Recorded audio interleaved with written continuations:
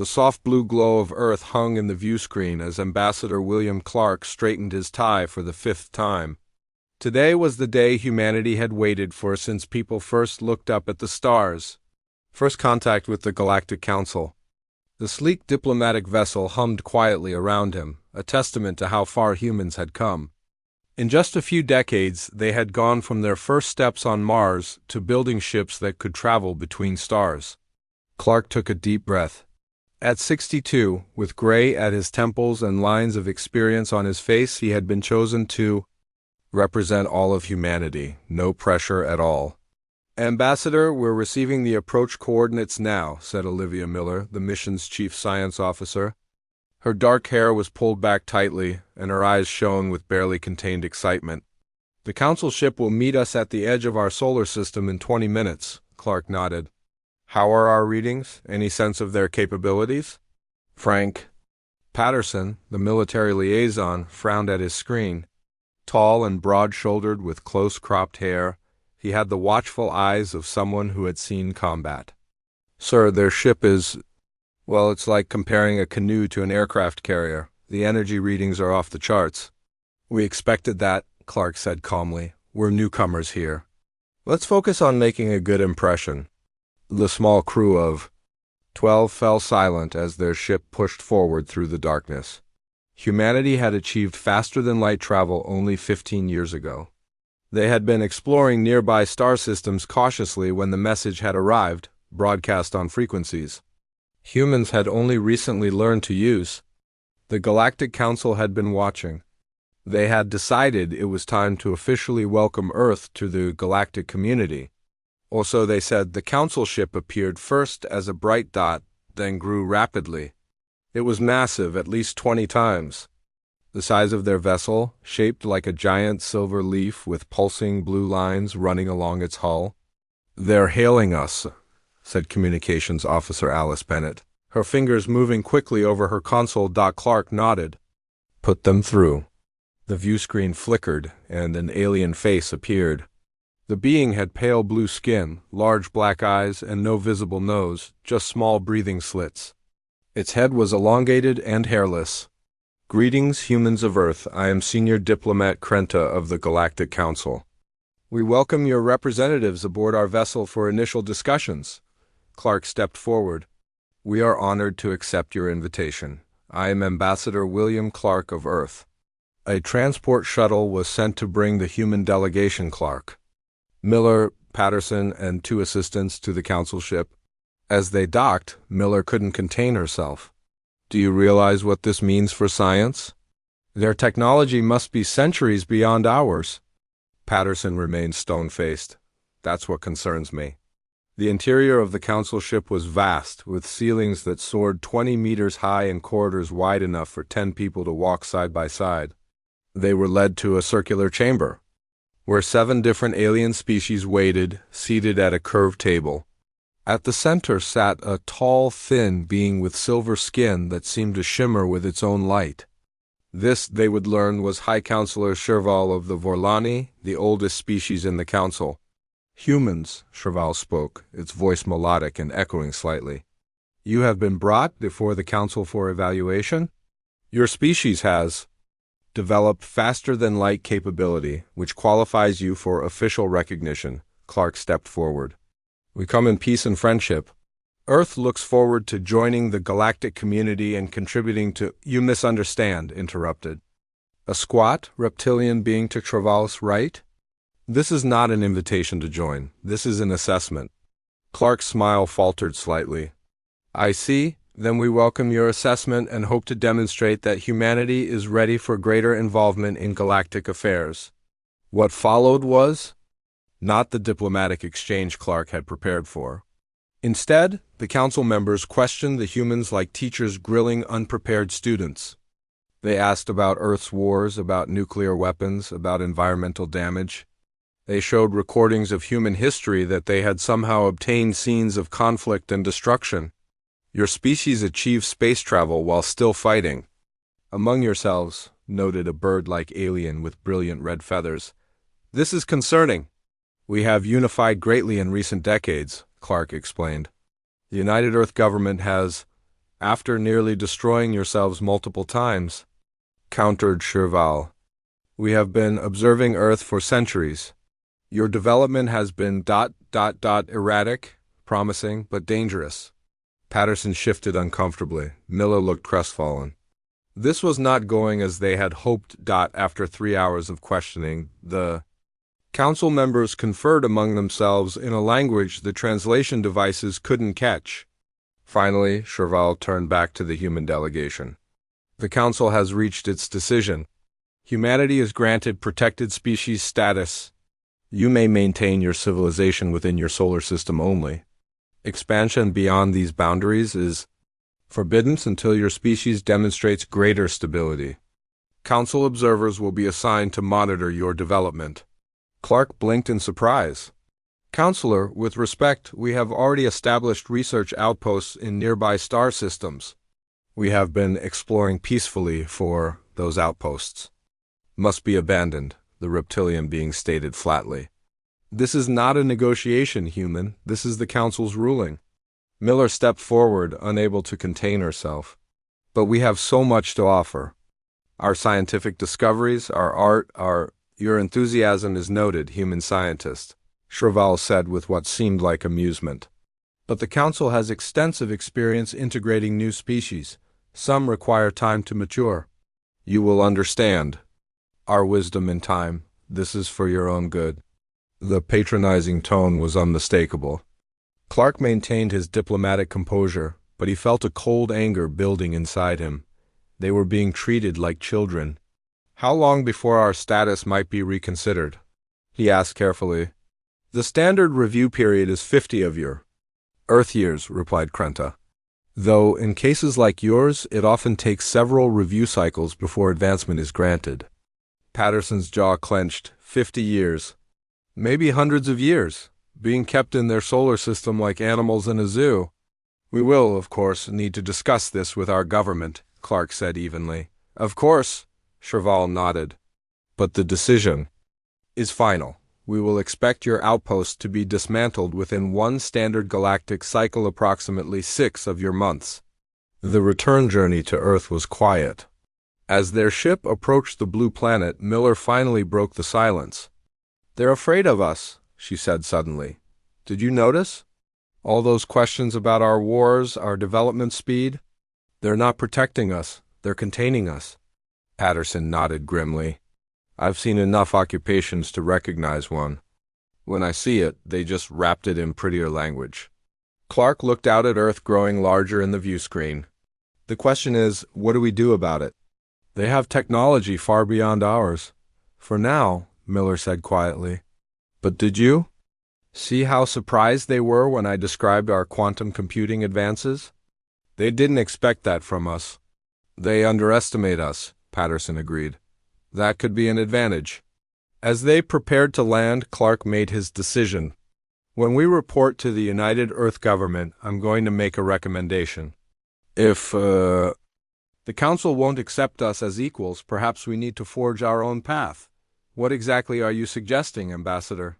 Miller asked. Clark's expression was resolute as he looked at his fellow humans. They've made their decision about us without knowing us. Perhaps we should make our own decisions about our future. And if they think they can keep humanity confined to one small corner of the galaxy ... well, they clearly don't understand who they're dealing with. The ship began its descent toward Earth, carrying people forever changed by their encounter. The Council had made their judgment, but they would learn in time that humanity wasn't so easily dismissed. 10 years passed since that first meeting with the Galactic Council. Earth had officially complied with all Council directives. The research outposts in nearby star systems had been dismantled, at least the ones the Council knew about. Twice a year, Council observers would arrive in their sleek ships to monitor human progress and ensure compliance. They would file their reports, noting that humans were behaving as expected, developing at a reasonable pace within their permitted boundaries. The observers never stayed long. They saw no reason to. Dr. Olivia Miller stood at the window of her underground laboratory, watching the stars through a special one-way transparent ceiling.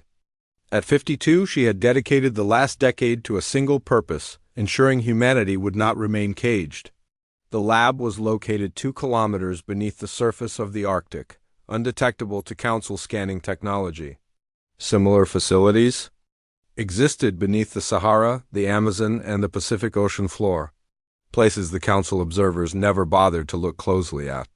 "Director Miller, the latest test results are ready," said her assistant, a young physicist named George Winters. Miller turned from the window with a smile. "Let's see them."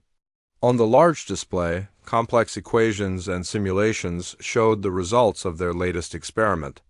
The team had taken a piece of salvaged Council technology, a simple communication device left behind by a careless observer years ago, and not only reverse-engineered it but significantly improved upon it. "The quantum entanglement rate is 300% more efficient than their design," Winters said proudly. "And it doesn't leave a trace signature in subspace like theirs does." "Excellent," Miller nodded. "How soon until we can implement it across the fleet?" The word fleet was spoken casually, but it represented humanity's greatest secret. Deep in the asteroid belt, hidden in hollowed-out rocks and cloaked by technology that made them invisible to Council sensors, the United Earth Fleet had grown. Starting with just 5 experimental vessels, there were now over 50 ships, each more advanced than the last, thousands of kilometers above Earth. Captain Ethan Wright sat in the command chair of the UES Defiant, the newest and most advanced ship in that secret fleet. The vessel was running silent, its revolutionary cloaking system making it completely invisible to the Council observation satellite passing nearby. "Tracking system is working perfectly, Captain," reported Navigation Officer Kelly Adams. "The Council satellite has no idea we're here." Wright nodded, his youthful face serious despite being only 34. He had never known an Earth that wasn't under Council restrictions, having been just a teenager during first contact. That made him part of what people now called the containment generation, young people who had grown up knowing the stars were forbidden to them. Or so the Council thought. "Let's maintain position until they've completed their sweep, then resume patrol," Wright ordered. "Any update from Deputy Secretary Rodriguez?" Communications Officer Ben Turner nodded. "Message received an hour ago. Her meeting with the Tellarite representatives was successful. They're willing to share their shield technology in exchange for our advances in stealth systems." This was another piece of humanity's secret resistance. Maria Rodriguez, Deputy Secretary of Interstellar Affairs, had been building a network of allies among the smaller species of the galaxy, those who, like humans, resented the Council's control. The Tellarites, squat beings with technological skills but little political power.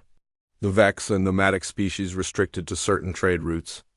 The Novans, recent additions to galactic society who were also being protected much like humans. All found common cause with Earth. In her office in Geneva, Rodriguez was reviewing reports from these clandestine allies. At 49, with streaks of gray in her dark hair, she had mastered the art of showing one face to the Council and another to humanity's true friends. On her desk sat an official request for the Council to reconsider Earth's status, the 12th such petition in 10 years.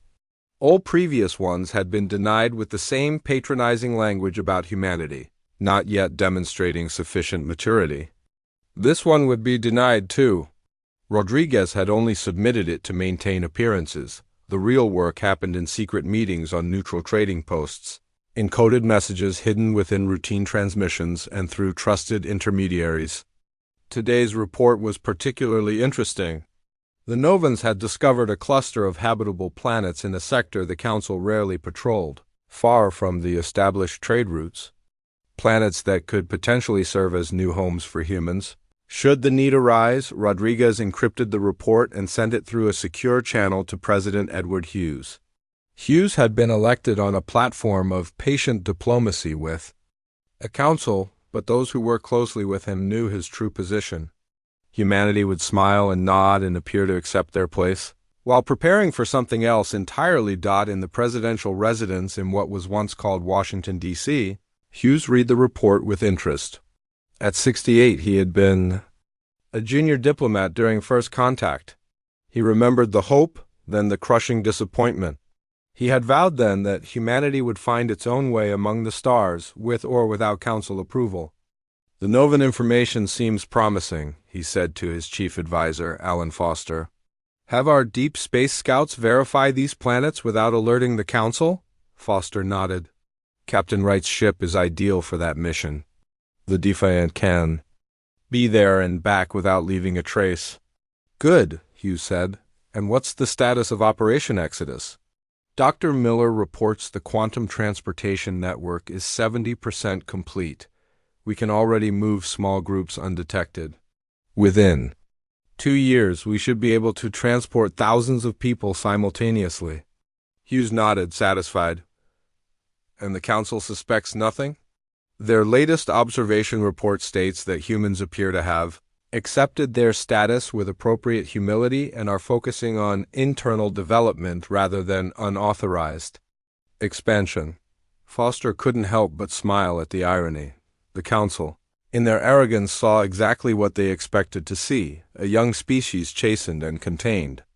Their observers reported that humans were focusing on improving life on Earth, developing better agriculture, addressing climate change, creating art and entertainment. All true but incomplete. They didn't see because they never bothered to look closely enough that human advancement had not stopped at the solar system's edge dot in a distant part of the asteroid belt. A Council observation probe drifted past what appeared to be an ordinary mining operation.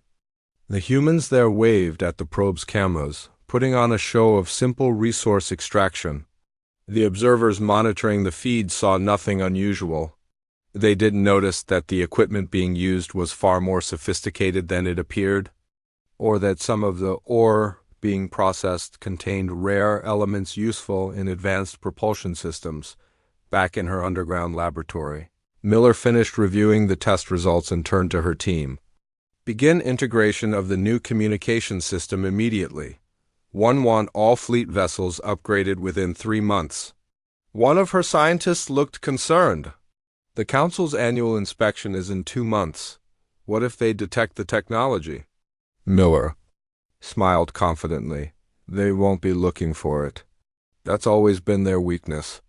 They decided what we are and what we're capable of 10 years ago, and they've never bothered to reconsider. They see what they expect to see."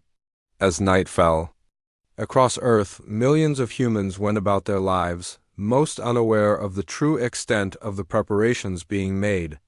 But a growing number were part of the plan scientists developing technologies beyond what the Council thought possible: engineers building ships in secret facilities, colonists training for life on new worlds, diplomats forging alliances with other species. The stars still shone overhead, seemingly out of reach. But humanity was reaching for them anyway, quietly, patiently, determined to find their own path. The Council had made their judgment.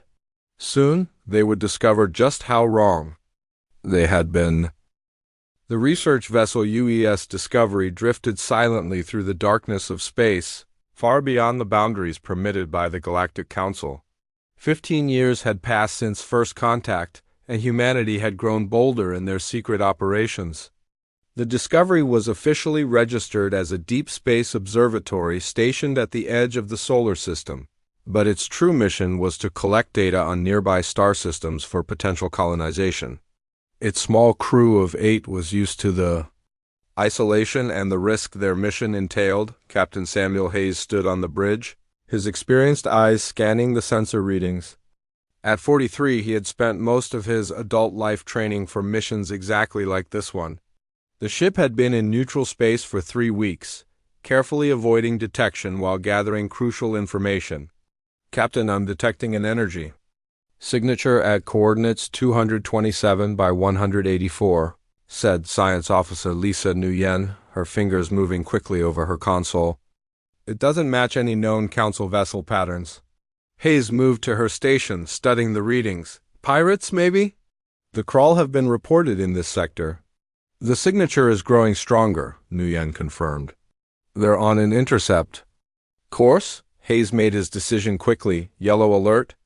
Paul, power up the defensive systems, but keep them on standby only. I don't want to provoke a confrontation. Engineer Paul Jackson nodded from his station. The defensive systems were another secret, hidden from Council observers during their inspections. According to Council regulations, human vessels were forbidden from carrying weapons of any kind. The Council claimed this was to prevent potential incidents, but everyone knew it was really about keeping humans vulnerable and dependent on Council protection. The approaching ship soon appeared on their view screens, a rough patchwork vessel with visible weapon mounts along its hull. The design was unmistakable. Crawl pirates, scavengers known for preying on isolated ships throughout this sector of space. "They're hailing us," reported Communications Officer Ryan Patel.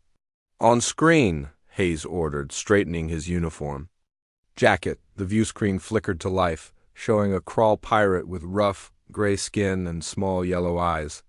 "Human vessel," the pirate growled in broken galactic standard. "You are far from Council protection. Surrender your ship, and we may allow your crew to live as our workers." Hayes kept his expression neutral. "This is Captain Samuel Hayes of the Earth Research Vessel Discovery. We are on a peaceful mission and have nothing of value to you. We request you allow us to continue on our way." The crawl captain laughed, a harsh, grating sound. "Humans, always thinking they can talk their way. Out of trouble. You have no weapons, no defenses. The Council has seen to that. Your ship, your technology, and your lives now belong to us." The transmission cut off. Seconds later, the pirate vessel fired a warning shot across their bow. "They're moving into boarding position," Nguyen reported, tension evident in her voice. Hayes looked at his crew, all watching him for orders. They knew what was at stake. If they revealed their hidden defenses, they risked Council punishment. If they didn't, they would be captured or killed by pirates. "Paul, bring defensive systems online." "Ryan, send an emergency message to Fleet Command, encrypted channel." Jackson's hands moved across his console. "Shields at full power, Captain. Pulse cannons charged and ready." When the pirates fired again, expecting to cripple the defenseless human vessel, they were shocked to see their shots absorbed by previously hidden shield technology. The Discovery responded with precisely targeted pulse cannon fire that disabled the pirate vessel's weapon systems without destroying the ship. "Their weapons are offline," Jackson reported with a grim smile. "They won't be bothering anyone else for a while," Hayes nodded. "Good work. Set course back to—" "Captain," Patel interrupted. "I'm detecting a Council peacekeeping vessel approaching at high speed. They must have picked up the weapons discharge." Hayes felt his stomach sink. This was exactly the scenario they had trained for but hoped to avoid. "How long until they reach us?" 7 minutes, Patel replied. "Can we outrun them?" Jackson shook his head. "Not their class of vessel, sir." Hayes made another quick decision. "Secure all sensitive materials. Activate Protocol Omega-3. The crew moved quickly, erasing certain data cores and hiding evidence of their more advanced technology. Protocol Omega-3 had been designed for exactly this situation, making their ship appear to have only basic defensive capabilities, nothing beyond what might be justified as emergency measures. When the Council vessel arrived, it immediately locked tractor beams on both the human ship and the disabled pirate vessel. "This is Enforcement Captain Juranal of the Galactic Council. Both vessels are ordered to power down completely and prepare for boarding. Council security forces boarded both ships. But instead of treating the humans as victims of pirate aggression, they were shocked to find the human vessel had actually disabled the pirate ship." "Explain these weapons," demanded the lead Council officer, a tall Vorlani with cold eyes, pointing at the pulse cannons that had been impossible to fully hide. "Emergency defensive measures only," Hayes explained calmly. "We were attacked without provocation. Humans are not permitted weapons technology of any kind," the officer stated flatly.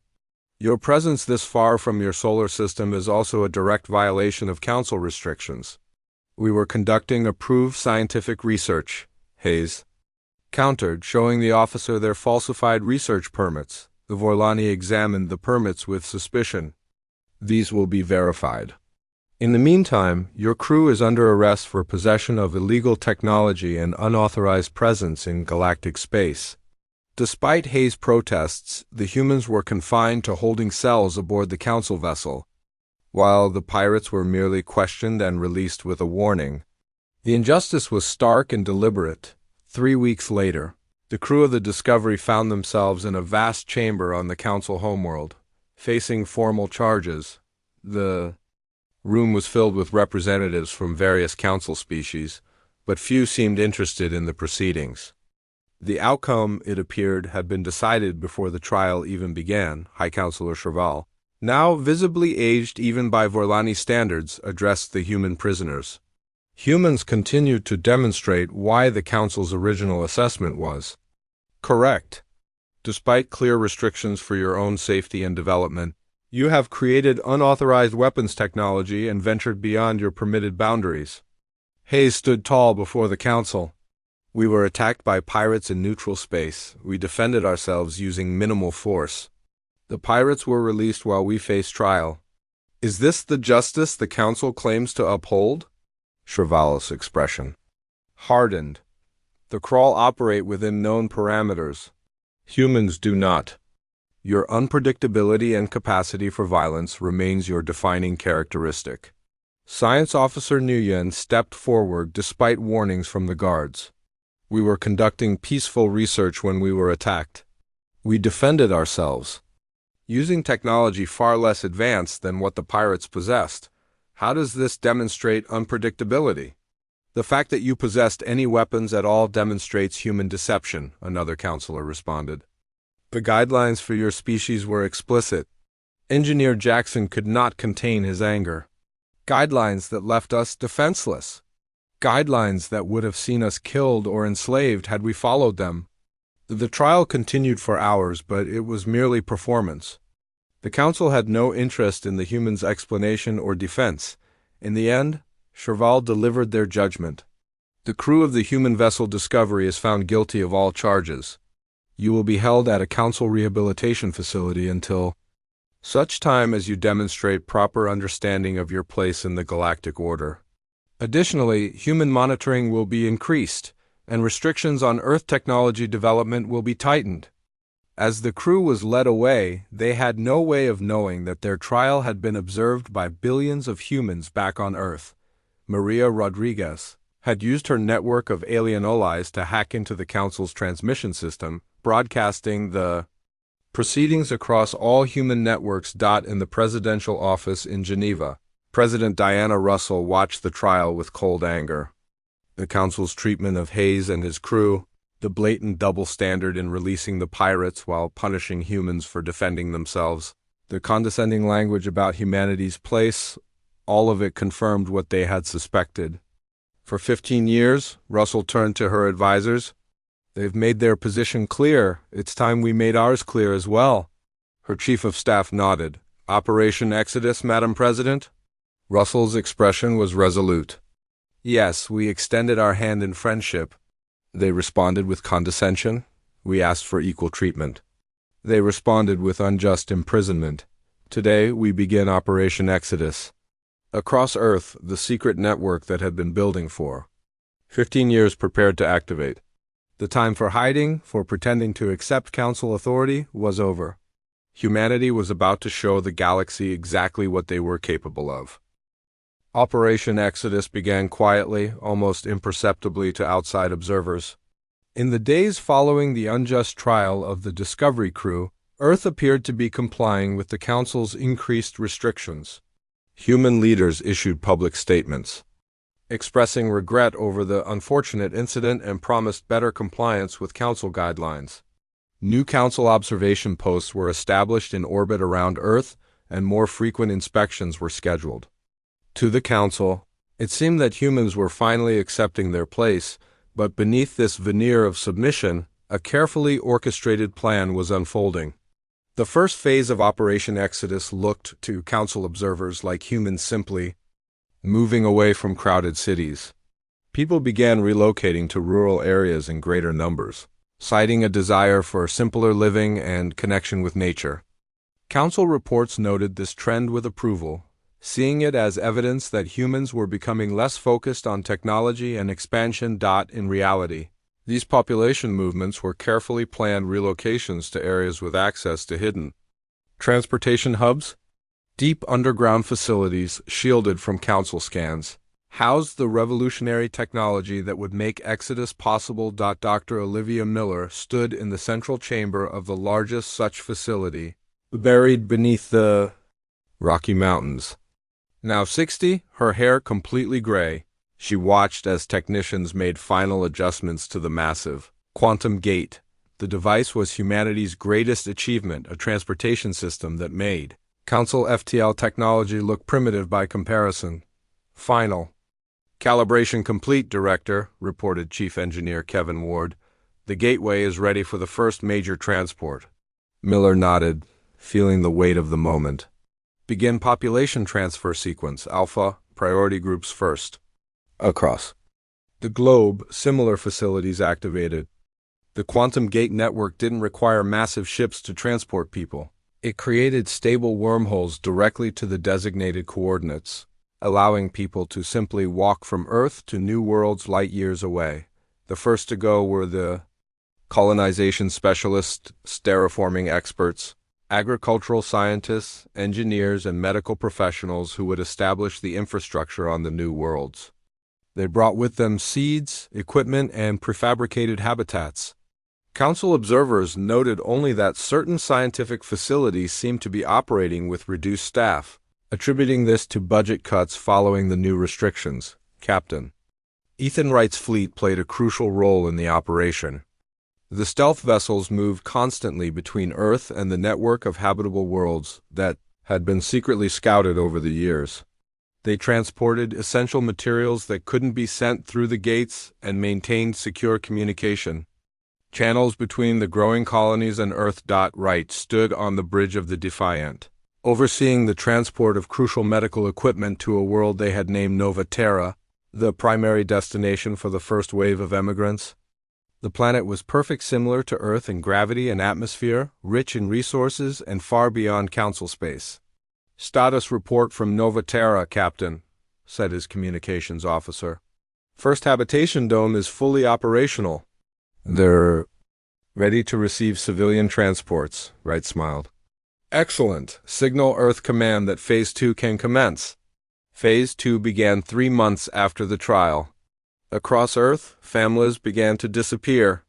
Not all at once, not in ways that would trigger alarms, but steadily and with increasing frequency.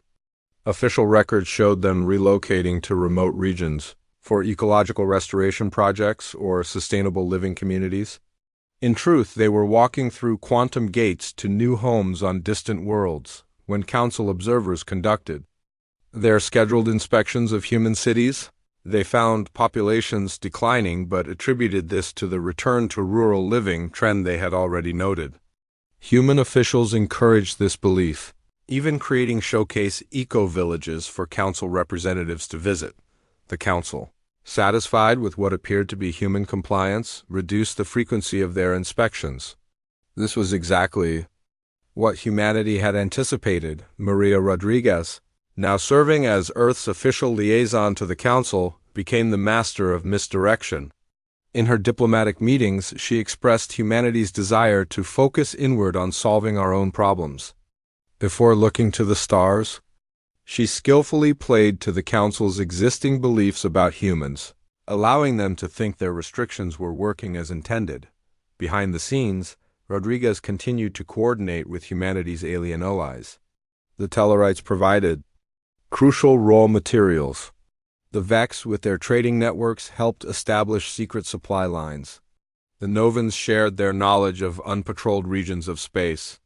Most importantly, all 3 species began their own exodus, joining humans on the new colony worlds. 6 months into Operation Exodus, over 20 million humans had already relocated to new worlds. Cities on Earth began to look noticeably emptier. But Council observers accepted explanations about population correction policies and urban redesign initiatives.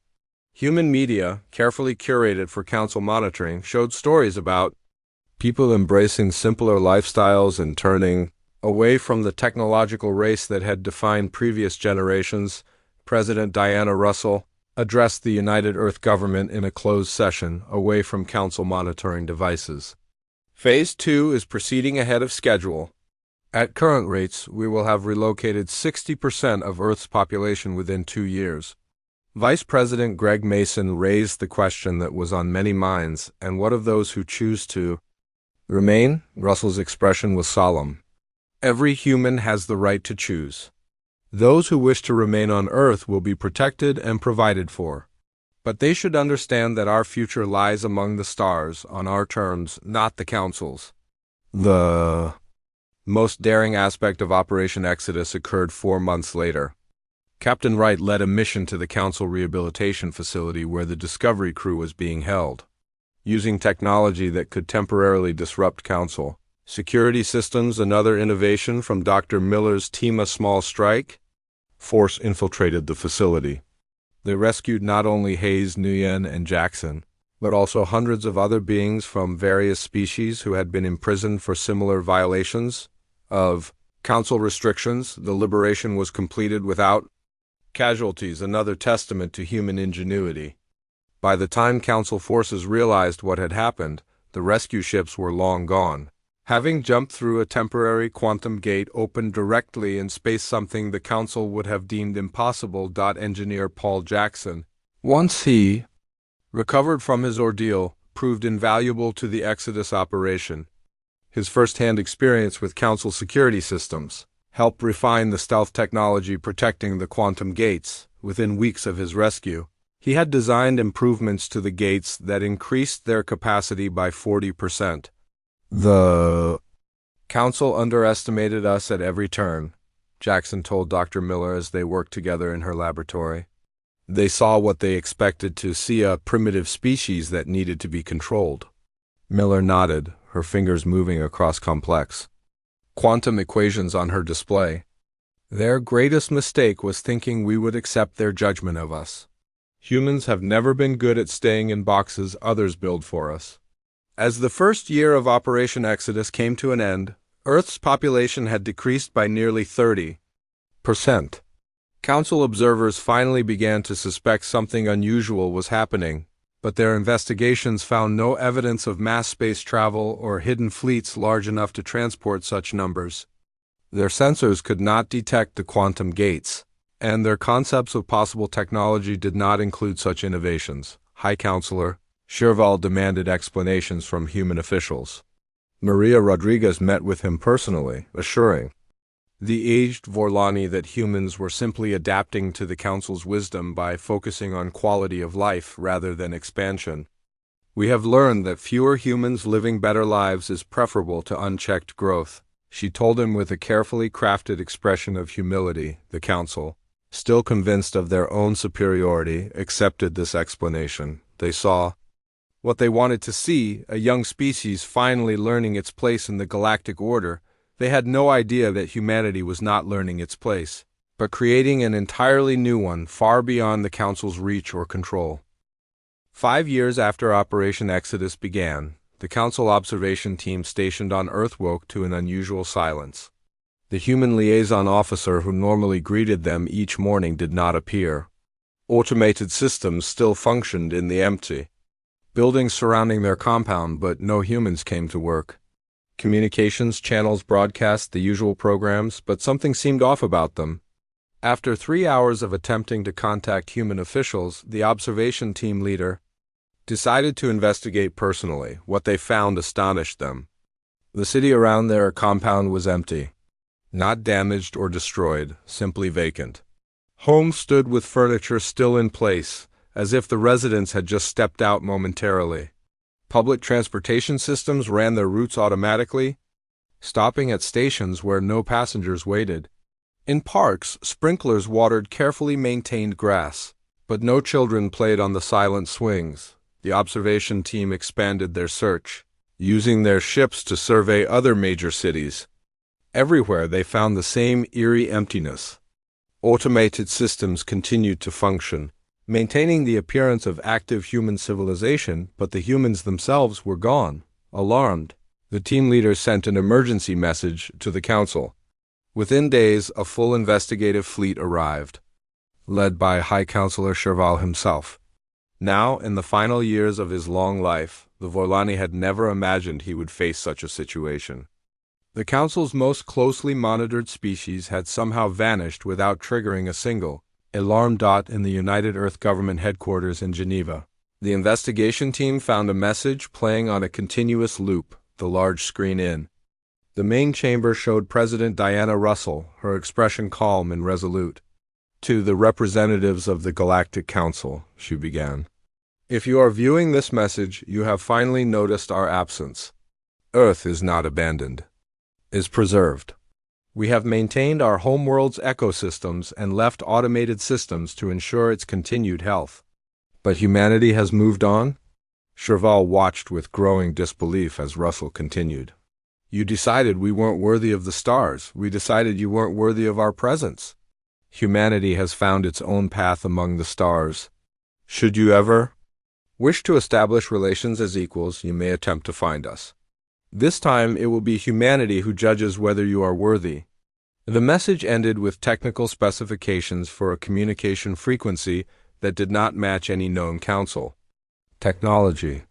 When council technicians attempted to trace the signal, they found it impossible to locate. It seemed to exist everywhere and nowhere simultaneously, another innovation beyond their understanding. HFY ordered an immediate galaxy-wide search for the missing humans, but the galaxy was vast and humans had a 5-year head start. The first reports from the search vessels brought even more shocking news. Not only had humans disappeared from Earth, but the Tellarites, Vex, and Novans, all smaller species that had shown signs of discontent with council rule, had also vanished from their homeworlds. In significant numbers. More disturbing still, scout ships began discovering human outposts in distant, previously unexplored regions of space. These weren't primitive colonies struggling to survive. They were thriving settlements with technology that matched or exceeded council standards. When council ships approached, they found themselves unable to penetrate the defensive shields surrounding these colonies. The humans would communicate only to state that they were sovereign worlds, not subject to council authority. Then politely but firmly request that council vessels leave their space. In an emergency session of the Galactic Council, representatives from the dominant species gathered to address the crisis. The chamber that had once dismissed humans as primitive and dangerous now buzzed with anxiety about what those same humans might do next. How did they achieve this level of technology without our knowledge? Demanded the Zentari representative, his tentacles waving in agitation. The quantum transportation system they must have used to relocate billions of beings, it should have been impossible. Their stealth technology alone represents a complete departure from known scientific principles, added the mesh scientist, her feathers ruffled in distress. We had no indication they were capable of such innovations. HFY sat silently as the discussion raged around him. In his long life he had seen many species come under council guidance. Some had resisted initially, but all had eventually accepted the council's wisdom. Until humans. Something about them had been different from the beginning, but the council had treated them like all the others, something to be managed, controlled, and molded to fit the established order. A junior aide approached HFY with a communication device. High Counselor, we've received a message from the human colony in the Viridian sector. They say they've rescued the crew of the council science vessel that went missing near the cosmic radiation zone. All crew members are alive and well. This was surprising news. The science vessel had been given up for lost after venturing too close to a dangerous radiation field. The fact that humans had not only saved the crew but were now returning them safely contradicted everything the council had assumed about human aggression and unpredictability. The message continued. The human leader, Governor Peter Morrison, says they would be open to establishing diplomatic relations with the council as equals. They have invited you to send representatives to discuss terms. For the first time in his political career, HFY felt something he had never expected to feel toward humans, respect tinged with regret. He began composing a response, then stopped. What could he possibly say now that would matter? What? Apology could address 15 years of condescension and restriction? Meanwhile, on the planet Renaissance, the new capital of the Human Coalition of Independent Worlds, President Russell met with her advisory council. The chamber was not only filled with humans, but also representatives from their allied species Tellarites, Vex, Novans, and several others who had joined them after seeing the success of their exodus. The council has discovered our absence, she informed them. They've begun finding our colonies. Several of their ships have approached Renaissance itself, though they were turned away by our defense grid. Ambassador William Clark, now in his 70s but still sharp-minded, leaned forward. And what was their reaction? Confusion, mostly, Russell replied, followed by the beginning of fear. They've realized that we're not only beyond their control, but also technologically advanced in ways they don't understand. Dr. Olivia Miller, who had recently returned from establishing a new research facility on Nova Terra, smiled slightly. They saw what they expected to see for 15 years. They never bothered to look deeper. The question now, said Maria Rodriguez, is what kind of relationship we want with them going forward. Do we isolate ourselves completely, or do we establish new terms of engagement? The discussion continued, weighing various approaches. Unlike the Council, where dominant species simply imposed their will on others, the Human Coalition made decisions through genuine consensus. Their alien allies had equal voice in all matters affecting the Coalition. Captain Ethan Wright, recently promoted to Admiral of the Coalition Fleet, offered his perspective. We've proven we can exist without them. We've built something better than what they offered us. I believe we should extend the hand of friendship, but this time with clear boundaries and expectations of equal treatment. On the other side of the galaxy, in the diminished chambers of the Galactic Council, Cherval finally completed his response to the humans. It was not an apology, his pride would not allow that, but it was an acknowledgement. An acknowledgement that the Council had misjudged humanity, had failed to see their potential, had treated them with unwarranted condescension. As he prepared to send the message, a younger Verlani aide approached him. High Counselor, our technicians report that the communication system the humans provided us is already outdated. They appear to be using something far more advanced now. Cherval closed his eyes briefly. Even now, the humans were steps ahead. The message he had labored over, the careful diplomatic language, the subtle hints at possible reconciliation, all of it suddenly seemed inadequate. Perhaps even irrelevant. In the vast chamber that had once echoed with confident pronouncements about humanity's place in the galaxy, Cherval whispered the realization that had come too late. We feared what they might become, and in doing so, we ensured it. Far away on Renaissance, humans and their allies raised glasses in a toast offered by the now elderly Ambassador Clark to finding our own way among the stars. As they celebrated their hard-won freedom, news arrived that 3 more species had requested permission to join the coalition, drawn by the promise of genuine equality and respect things. The Council had always promised but never truly delivered. Humanity had walked away. And now, much to the Council's dismay, others were following.